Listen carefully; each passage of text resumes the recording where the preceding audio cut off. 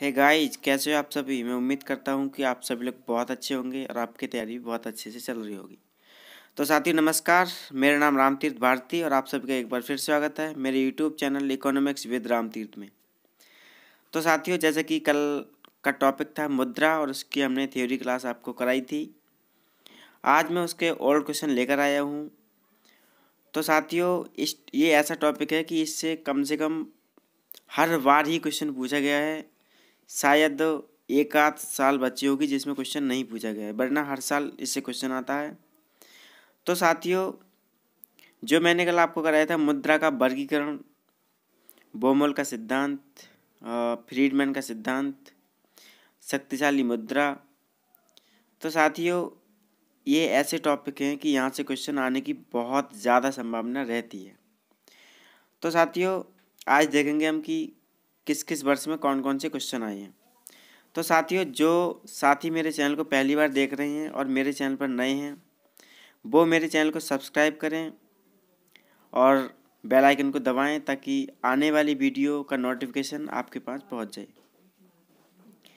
तो साथियों चलिए आज की क्लास को स्टार्ट करते हैं। आज की क्लास स्टार्ट करने से पहले मैं आपको एक बात बता दूं कि जिस साथी को भी मेरे क्लास के पीडीएफ नोट्स चाहिए वो मेरे Telegram channel economics with Ramtirth को ज्वाइन कर सकता है। वहाँ पर मेरी जो यूट्यूब की क्लास सारी क्लासें मिल जाएंगी आपको, और जितनी भी मैंने क्लास डाली हैं उसके पीडीएफ आपको वहाँ मिल जाएंगे। तो साथियों सबसे पहले देखेंगे हम कि 2019 में कौन से क्वेश्चन पूछे गए थे। 2019 में इस टॉपिक से 2 क्वेश्चन आए थे। पहला क्वेश्चन था कि मुद्रा माप M1 के लिए सही है। तो साथियों मैं ये थ्योरी क्लास में आपको करा चुका हूँ। मुद्रा माप M1 के लिए लोगों के पास करेंसी, बैंकों की मांग जमाएं, आरबीआई के पास अन्न जमाएं। साथियों अगला क्वेश्चन देख लेते हैं। अवयव जो भारतीय अर्थव्यवस्था में संभवतः M4 आपूर्ति मुद्रा के भाग हैं।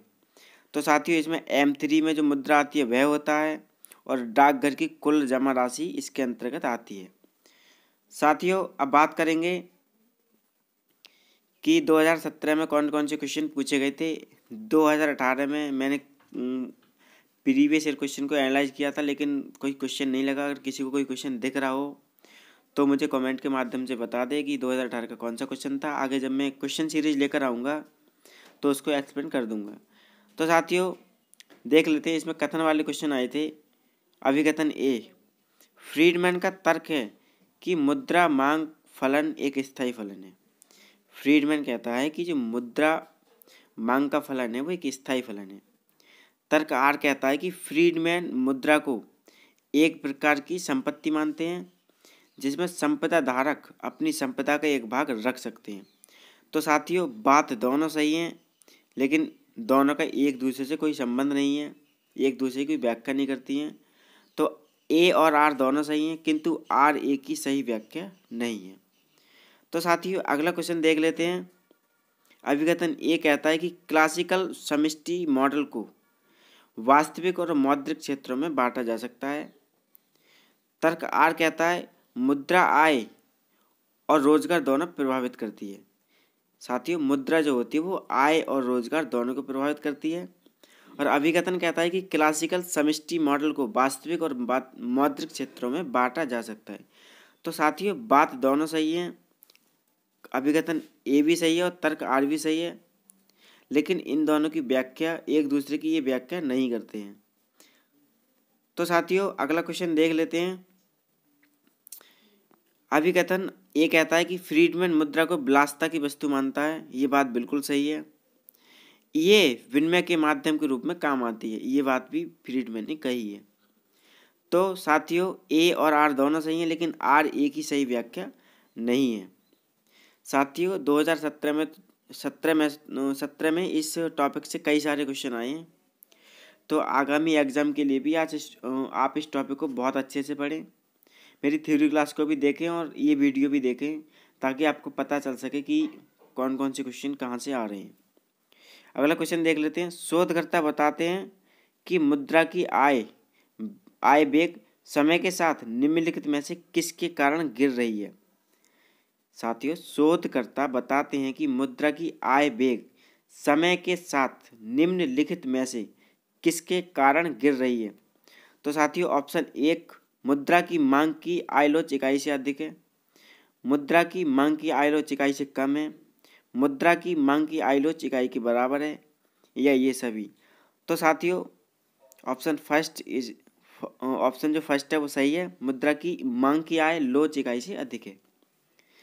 साथियों, अगला क्वेश्चन देख लेते हैं। मुद्रावादियों के अनुसार मुद्रा फलन के लिए मांग होती है।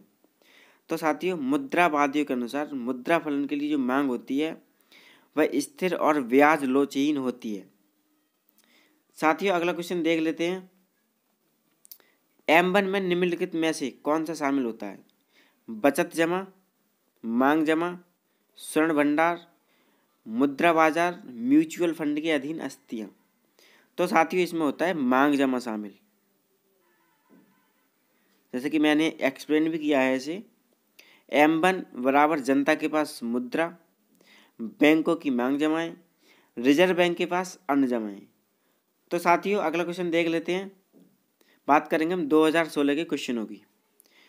साथियों, निकट मुद्रा की सही परिभाषा है।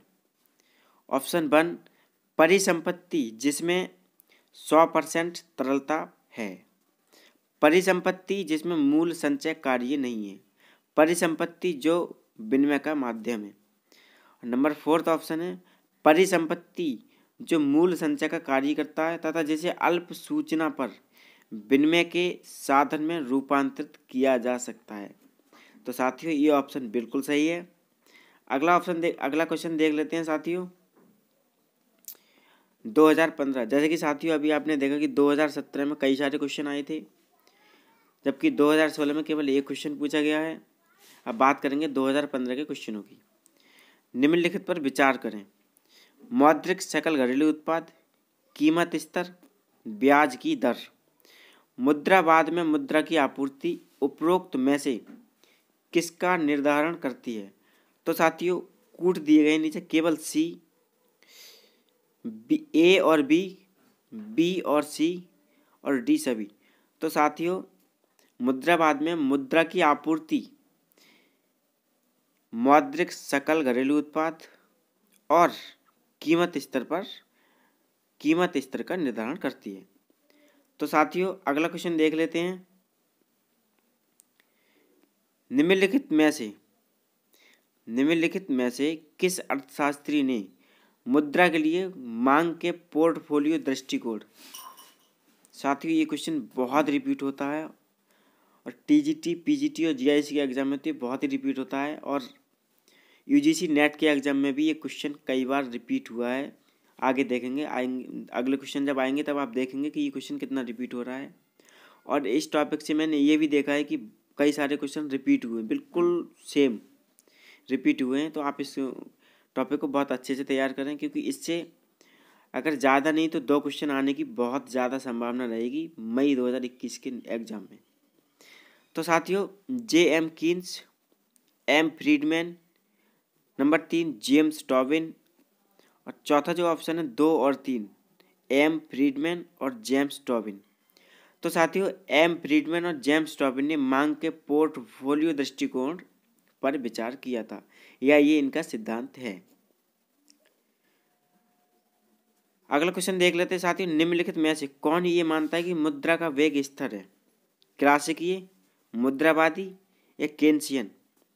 तो साथियों, क्लासिकीय और मुद्रावादी ये मानते हैं कि जो मुद्रा का वेग है वो स्थिर है। अगले क्वेश्चन की तरफ चलते हैं साथियों। कीन्स के अनुसार पूंजी की सीमांत कुशलता है। कीन्स के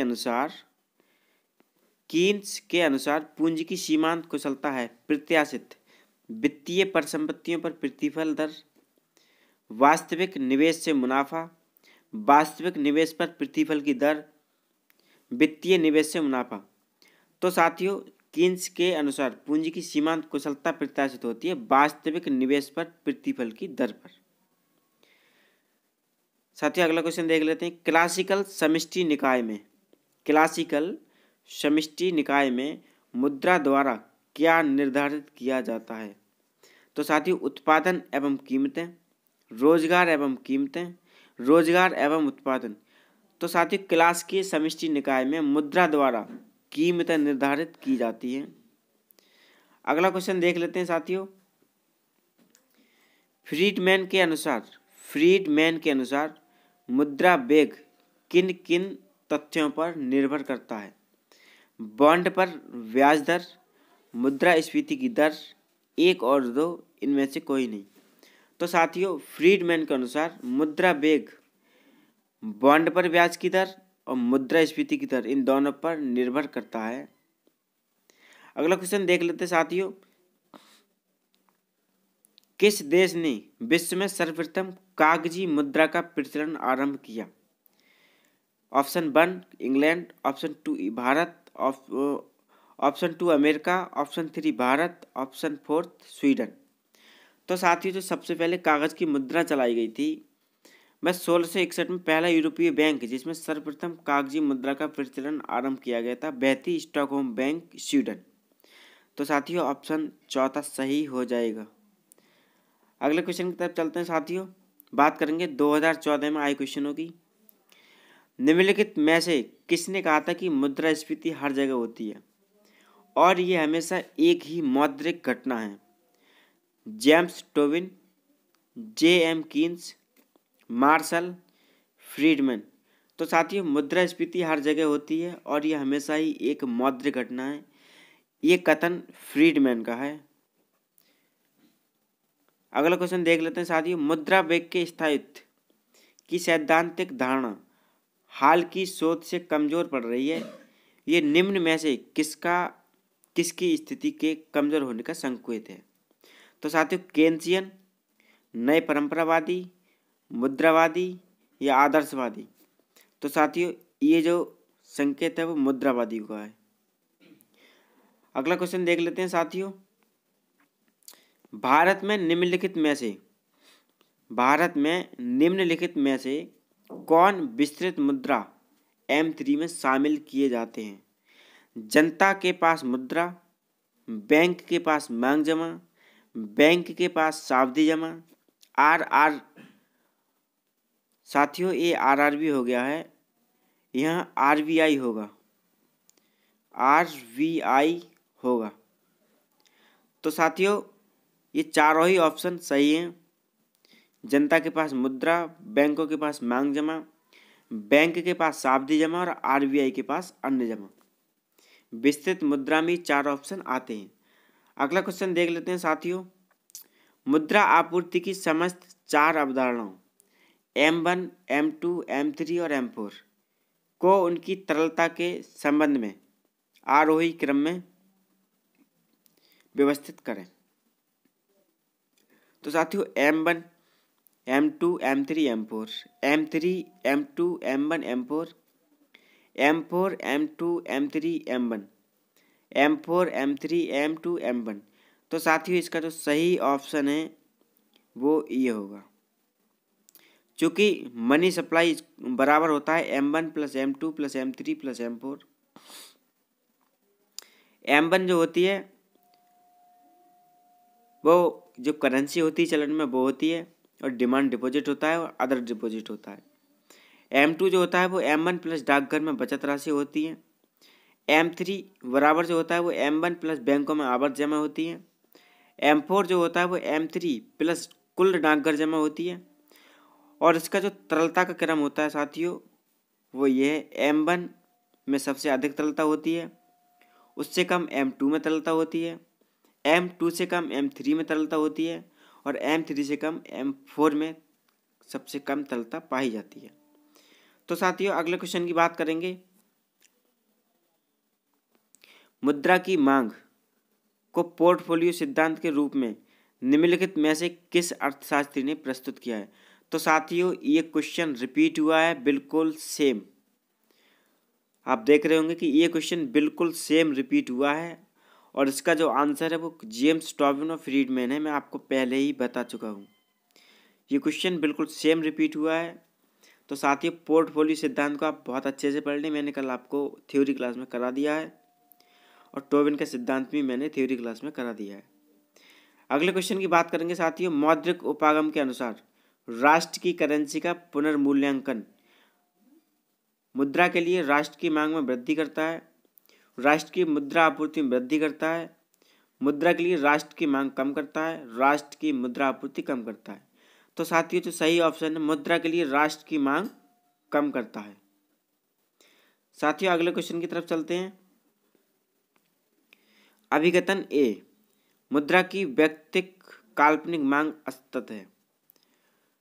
तर्क आर, क्योंकि मुद्रा फलन की समग्र सट्टा मांग अत्यंत निम्न ब्याज दरों पर तरलता फंदे के साथ निर्बाध अधोमुखी ढलवा होती है। तो साथियों ए और आर दोनों सही हैं, लेकिन आर ए की सही व्याख्या नहीं है। साथियों निम्नलिखित के बीच सही संबंध दर्शाने वाला सूत्र बताइए। तो साथियों उच्च शक्ति मुद्रा की आपूर्ति को हम एच से दर्शाते हैं, करेंसी को हम सी से दर्शाते हैं, मुद्रा की आपूर्ति को हम एम से दर्शाते हैं, अपेक्षित आरक्षियों को आर से दर्शाते हैं, अतिरिक्त आरक्षियों को ई आर से दर्शाते हैं, मांग निक्षेप को डी से दर्शाते हैं। तो साथियों आगे देखेंगे कि इन को मिलाने से कौन सा सूत्र सामने आता है और इनके बीच क्या संबंध है। तो साथियों ऑप्शन दिया है एम अपॉन एच बराबर D plus C upon C plus R R, M upon H D plus C upon C plus R plus E R, M upon D plus C बराबर C plus R plus E R upon H upon M C plus R plus E R upon D. तो साथियों इसका जो सही answer है वो M upon H D plus C upon C plus R plus E are है, जहाँ H उच्च शक्ति मुद्रा है, आर आवश्यक मुद्रा है, सी करेंसी और ई आर अतिरिक्त रिजर्व कहलाता है। तो साथियों ये टॉपिक मैंने आपको कराया था थ्योरी में। जिस साथी को भी इसको एक्सप्लेन देखना है वो मेरी थ्योरी क्लास जाकर देख सकता है, जो इसका मुद्रा का भाग फर्स्ट है। आगे बात करेंगे साथियों 2013 में आई क्वेश्चनों की। मौद्रिक दृष्टिकोण के अनुसार राष्ट्र की करेंसी का पुनर्मूल्यांकन। ऑप्शन एक, मुद्रा के लिए राष्ट्र की मांग बढ़ा देता है, मुद्रा के लिए राष्ट्र की आपूर्ति में वृद्धि कर देता है, मुद्रा के लिए राष्ट्र की मांग को कम कर देता है, मुद्रा के लिए राष्ट्र की आपूर्ति घटा देता है। तो साथियों इसका जो सही ऑप्शन है मुद्रा के लिए राष्ट्र की मांग को कम कर देता है। साथियों ये क्वेश्चन भी रिपीट हुआ है बिल्कुल सेम। तो साथियों अगले क्वेश्चन की बात करेंगे, मुद्रा की मांग स्थिर है, ये किसने बताया। तो साथियों मुद्रा की मांग स्थिर है, ये फ्रीडमैन ने बताया था। आगे बात कर लेते हैं साथियों, मुद्रा की मांग के निर्धारक के रूप में किसका विशिष्ट रूप से उल्लेख नहीं किया गया है। साथियों ऑप्शन 1 संपदा, इसका तो किया गया है। ऑप्शन बी वैकल्पिक परिसंपत्तियों पर नाममात्र उपलब्धि, इसका भी किया जाता है। ऑप्शन 3 मुद्रास्फीति की दर, इसका भी किया जाता है। नंबर 4 ऑप्शन जो है ब्याज की वास्तविक दर, इसका उल्लेख नहीं किया जाता है। मुद्रा की मांग के निर्धारक के रूप में ब्याज की वास्तविक दर का उल्लेख नहीं किया जाता है। साथियों अगला क्वेश्चन देखेंगे, इन्वेंट्री उपागम या इन्वेंट्री थ्योरेटिक अप्रोच या इन्वेंट्री उपागम, ये जो है जेम्स कॉहन ने दिया था। ये साथियों क्वेश्चन आया था मिलान वाला, तो मैंने इसके डायरेक्ट आंसर रख दिए हैं। नगद शेष उपागम कैम्ब्रिज अर्थशास्त्रियों की देन है। पोर्टफोलियो उपागम बोमोल की देन है। मुद्रा परिमाणात्मक सिद्धांत फ्रीडमैन की देन है। तो साथियों यह जो पोर्टफोलियो उपागम है इसमें मुझे डाउट है, कोई साथी बताए कि ये सही है या गलत है कमेंट के माध्यम से।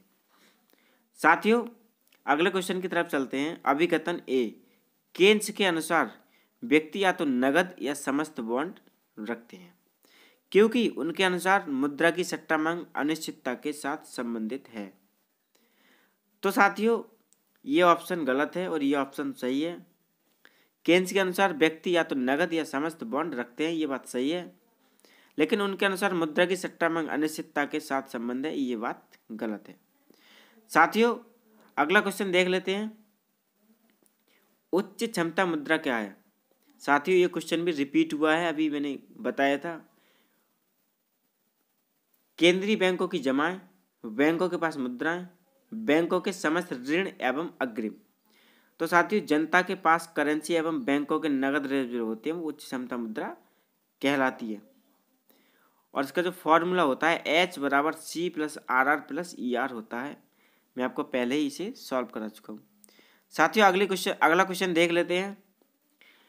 बात करेंगे 2012 में आए क्वेश्चनों की। निम्नलिखित सिद्धांतों के सही काल क्रमिक क्रम को बताइए। तो साथियों इसका जो सही क्रम है वह रहेगा नंबर 1 पर परिमाण सिद्धांत का फिशर रूप, नंबर 2 पर रहेगा मुद्रा का सिद्धांत का कैम्ब्रिज रूप, और नंबर 3 पर रहेगा बोमोल का इन्वेंट्री मांग सिद्धांत, और नंबर 4 पर रहेगा मुद्रा के मांग का टोबिन सिद्धांत। तो साथियों 2, 1, 4, 3 ये सही है। आप इसके क्रम को याद कर लें। और अगर किसी साथी को इन सिद्धांतों की ईयर्स पता है, ईयर्स साल पता है, तो वो कमेंट के माध्यम से जरूर बताए। साथियों अगले क्वेश्चन की तरफ चलते हैं। मौद्रिकवाद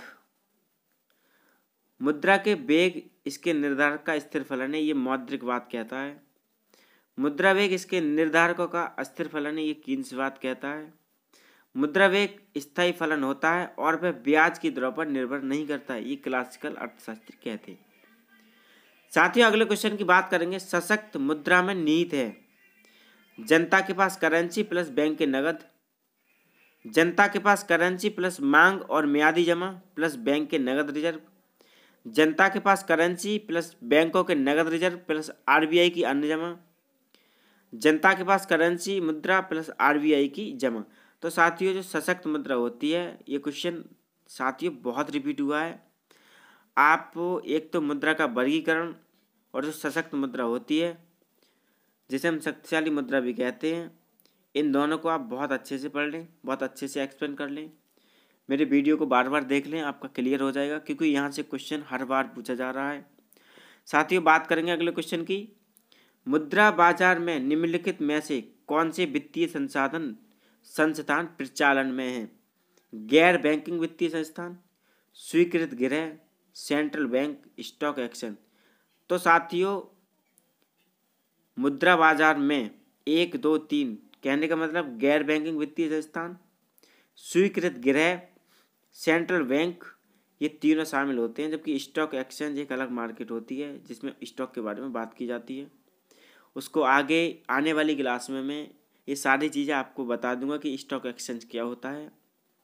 stock exchange board of India, जिसे हम सेबी कहते हैं, ये भारत के स्टॉक एक्सचेंज बोर्ड को स्टॉक एक्सचेंज का जितना भी मार्केट होता है शेयर बाजार का, वो संभालता है। तो साथियों आगे बात करेंगे।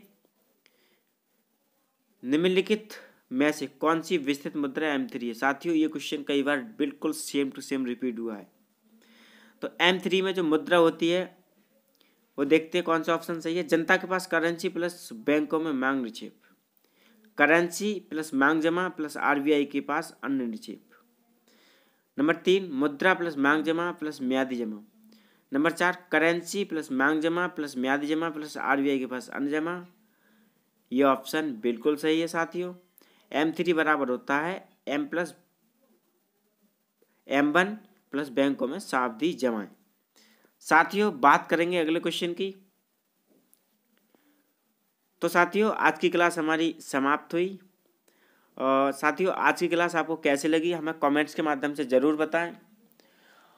और साथियों अगर आपको कोई भी डाउट है, आपका कोई क्वेश्चन है या कोई भी क्वेरीज आपकी है, वो मुझसे आप कमेंट्स के माध्यम से पूछ सकते हैं। तो साथियों कल आपसे फिर मुलाकात होगी एक नई क्लास के साथ। कल तक के लिए जय हिंद, जय भारत।